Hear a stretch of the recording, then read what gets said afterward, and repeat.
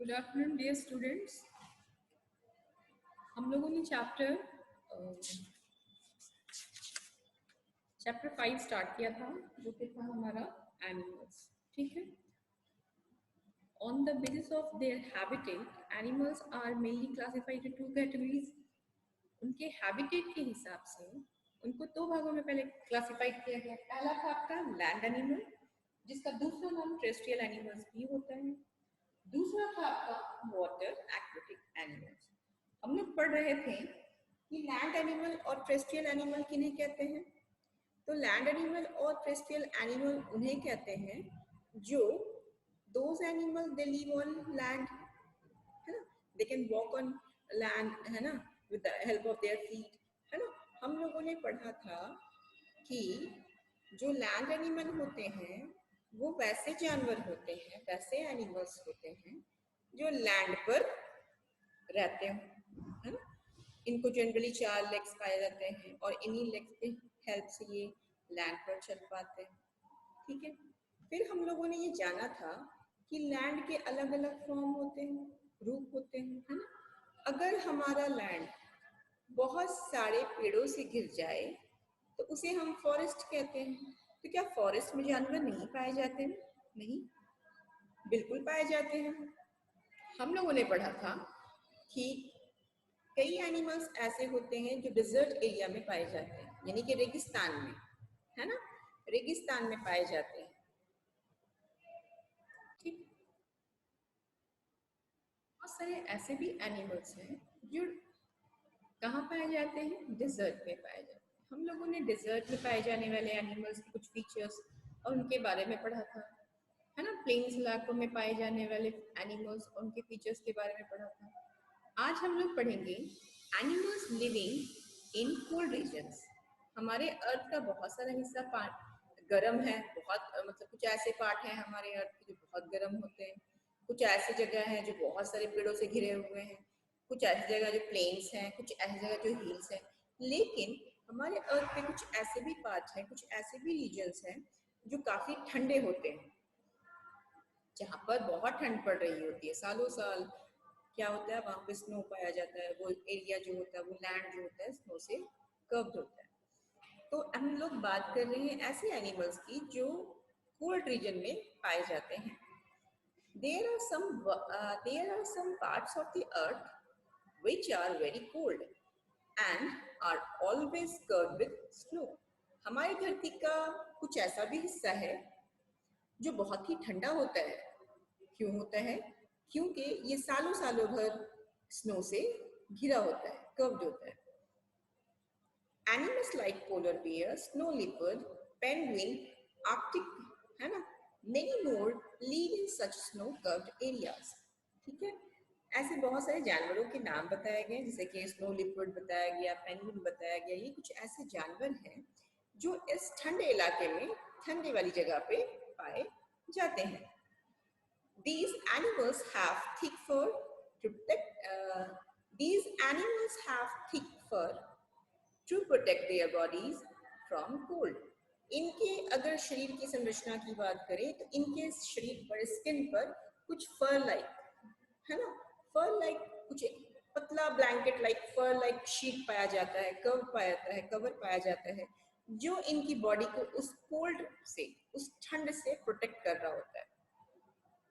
Do you know, क्या आप जानते हैं? The Arctic region of the earth are its very cold regions. क्या आप जानते हैं जो हमारे धरती का आर्कटिक रीजन होता है, आर्कटिक क्षेत्र होता है, वो काफी ठंडा होता है। These regions are near the north and south pole of the earth. ये जो हिस्सा है ये हमारे अर्थ का नॉर्थ और साउथ पोल, यानी कि इसी जगह पर आर्कटिक क्षेत्र पाया जाता है, मेनली जो आपका नॉर्थ और साउथ पोल पे पाया जाता है। ये बात हो गई। हम लोगों ने इस तरह से पढ़ा कि एक्वेटिक, इस तरह से हम लोगों ने पढ़ा कि दुनिया में बहुत तरह के एनिमल्स हैं, उनके हैबिटेट्स अलग अलग हैं। कुछ जो होते हैं फॉरेस्ट में पाए जाते हैं, कुछ जो होते हैं डिजर्ट में पाए जाते हैं, कुछ जो होते हैं प्लेन्स में पाए जाते हैं, कुछ जो होते हैं कोल्ड रीजन में पाए जाते हैं। ये लेकिन अगर हम इनकी बात करें तो क्या आपका फॉरेस्ट लैंड पर ही है, आपका डिजर्ट लैंड पर ही है। तो ये हम लोगों ने क्या पढ़ा? हम लोगों ने पढ़ा लैंड एनिमल और टेरेस्ट्रियल एनिमल के बारे में पढ़ा। ठीक है, अब दूसरा जो इनका हैबिटेट था वो था वाटर। अब हम लोग पढ़ने जा रहे हैं water animals. A good part of earth is covered with water. हमारी धरती का अच्छा खासा हिस्सा पानी से घिरा हुआ है।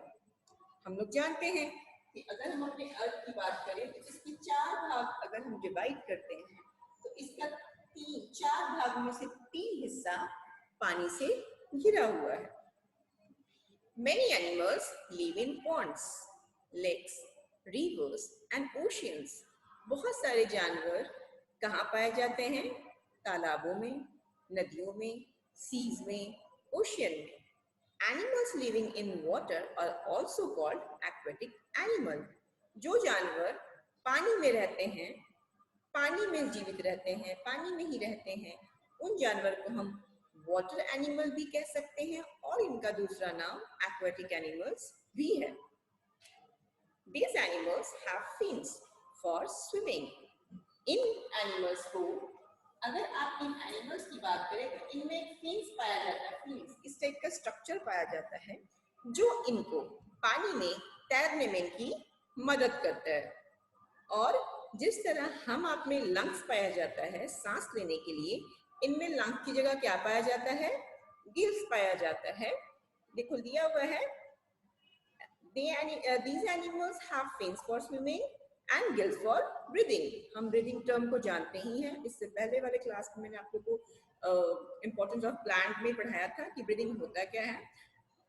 जो हम हवा ले रहे होते हैं, इनटेक ऑफ ऑक्सीजन, जो हम हवा अपनी बॉडी के अंदर ले रहे होते हैं और बॉडी से जो हवा यानी कि कार्बन डाइऑक्साइड रिच जो एयर को हम रिलीज कर रहे होते हैं उसे हम कहते हैं एक्सलेशन भी कहते हैं।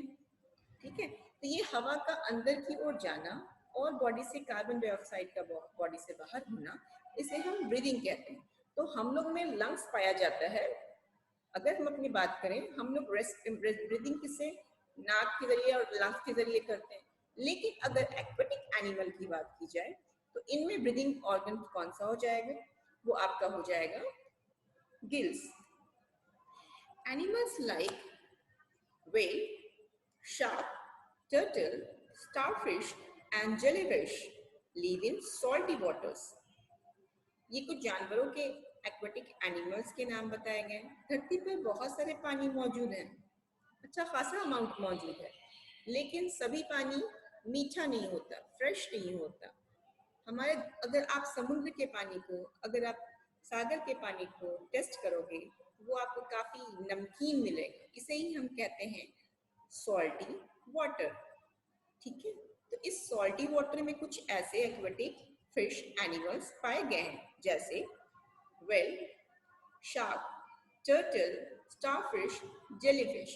These are the aquatic animals mainly live in salty water of the ocean.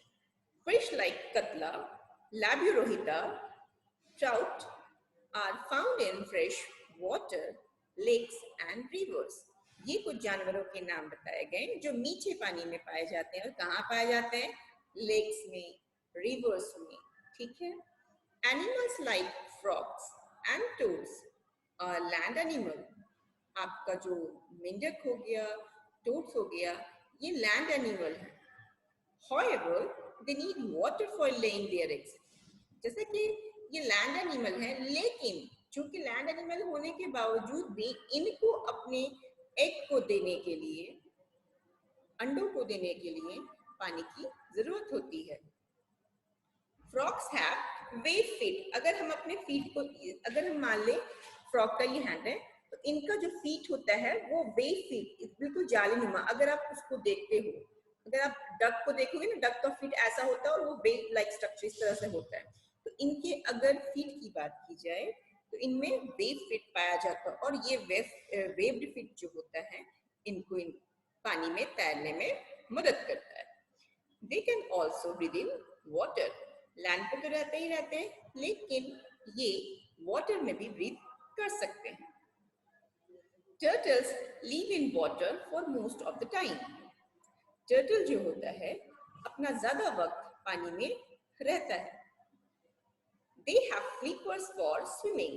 इनमें जैसा कि फिन्स कुछ फिश में पाए जाते हैं, फिश में आपका फिन्स पाया जाता है जो इनको तैरने में मदद करता है. ठीक उसी तरह टर्टल में इसकी जगह पे जो स्ट्रक्चर पाया जाता है उसे हम कहते हैं फ्लिपर्स, और इस फ्लिपर्स की हेल्प से वो पानी में तैर पाते हैं. They come to land when they have to lay eggs. जैसा कि हम लोगों ने जाना टर्टल पानी में रहता है, लेकिन जब इन्हें अपने अंडों को देना होता है तो ये जमीन पर आते हैं. They come to land when they have to lay eggs. Just opposite, हम लोगों ने टोड और फ्रॉग के केस में पढ़ा कि ये लैंड एनिमल होते हैं, लेकिन जब इन्हें अपने अंडों को देना होता है तो ये पानी में जाते हैं, है ना. लेकिन टर्टल के केस में क्या, ये पानी में रहता है, लेकिन जब इन्हें अंडा देना होता है तो ये लैंड पर आते हैं. Crocodile is a land animal. Crocodile कैसा एनिमल है, लैंड एनिमल है. And can crawl on the ground, और ये जमीन पर सतह पर तैर सकता है. क्रॉल मतलब रेंगना, क्रॉल मतलब रेंगना. Its live near water and can also swim. ये पानी के करीब वाले जगह पे रहता है और ये तैर भी सकता है. जिस तरह हम आप में कुछ बिहेवियर्स होते हैं, कुछ हम आप में से बहुत सारे शाई नेचर के होते हैं, कुछ बहुत ही फ्रेंडली होते हैं, कुछ थोड़े से गुस्वर होते हैं. तो ये जो हम लोग में ह्यूमन बिहेवियर्स पाए गए हैं, व्यवहार, उस तरह कुछ जानवरों में भी व्यवहार देखने को मिलता है. जैसे एनिमल्स बिहेवियर में हम लोग इसी बारे में पढ़ेंगे. Look at your friends around you. ठीक है, आप अपने आसपास जो बैठे दोस्त हैं उनको देखें. आप पाओगे some of them are very friendly. आप पाओगे कि कुछ जो होते हैं आपके दोस्त बहुत ही फ्रेंडली होते हैं. Others are quite shy. और जो कुछ और होते हैं वो थोड़े शाई नेचर के होते हैं, यानी कि शर्मीले, बहुत कम बात करने वाले, लोगों से कम इंटरेक्ट करने वाले, है ना.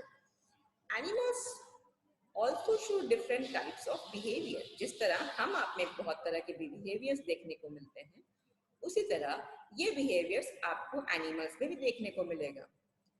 Some of them very shy while other are playful. इनमें से भी कुछ लोग, कुछ जानवर ऐसे होंगे जो बहुत शाई नेचर के होंगे, और कुछ जो होंगे बहुत ही प्लेफुल होंगे, मतलब खेल कूद करने वाले, है ना. हम बात करते हैं अगर डॉग की, अगर हम डॉग्स की बात करें, कैट की बात करें, are they favourite pets of many of us. ये कुछ जानवर हैं जो हमारे पालतू और सबसे पसंदीदा पेट हुआ करते हैं, होते हैं, है ना. These animals like to interact and play with the humans. इन्हें इंसान के साथ इंटरेक्ट करना और खेलना बहुत ही पसंद होता है ना. ये अपने मास्टर से बहुत ही प्रेम करता है, प्यार करता है. वही बात अगर हम डॉल्फिन की करें, डॉल्फिन कहाँ रहती है, dolphin live in oceans.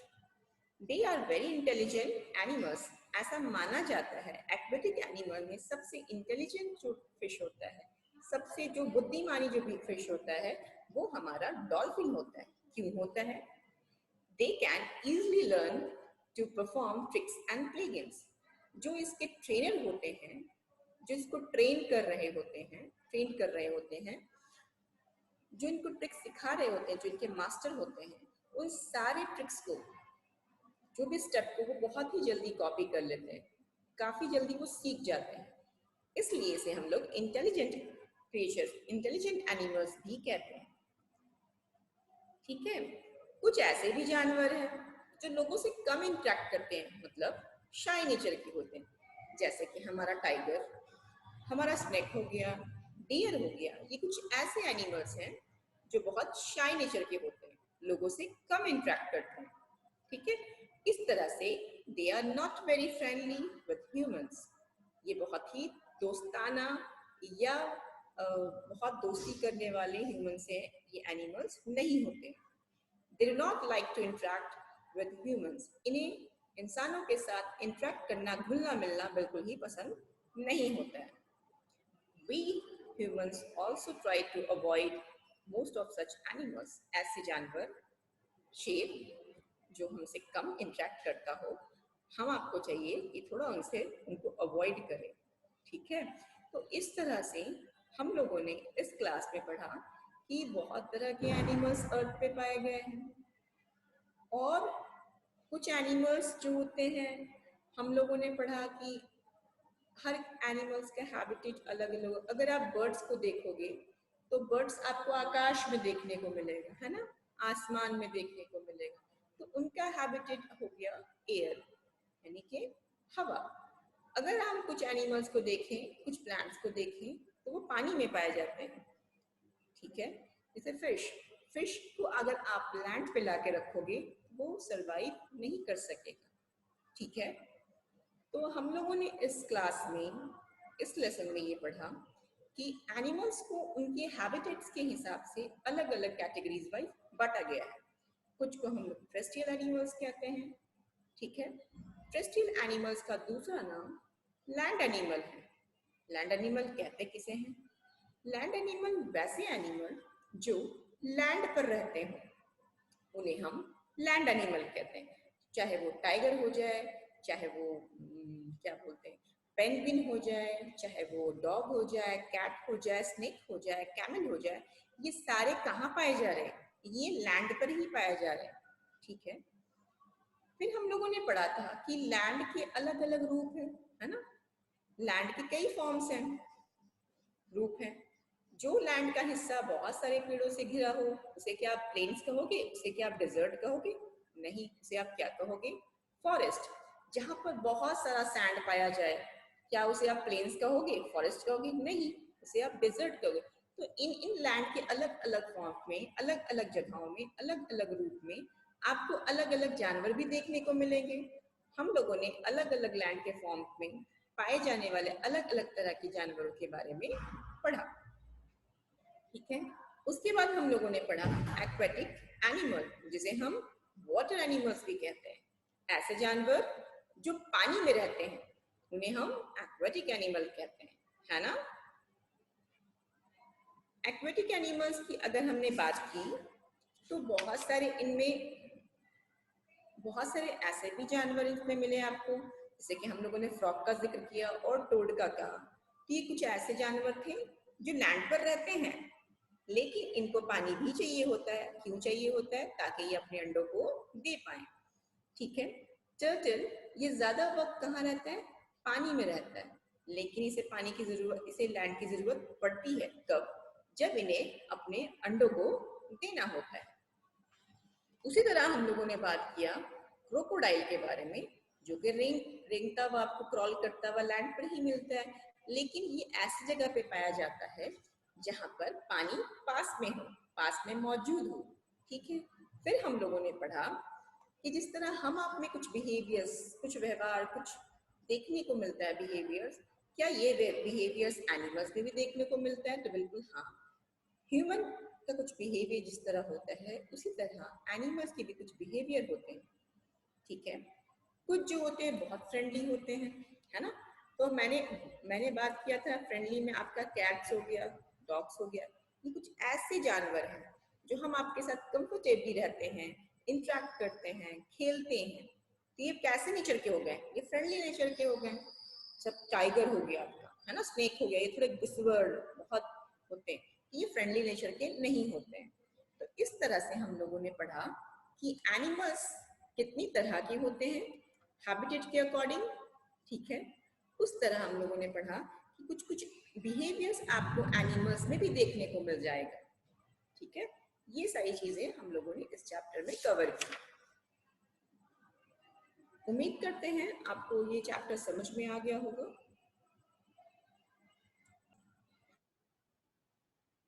Class में हम लोग इससे रिलेटेड, इस चैप्टर से बेस्ड कुछ क्वेश्चन सॉल्व करेंगे, ठीक है। आज हम लोगों ने चैप्टर 5 यानी कि एनिमल्स कंप्लीट किया, है ना।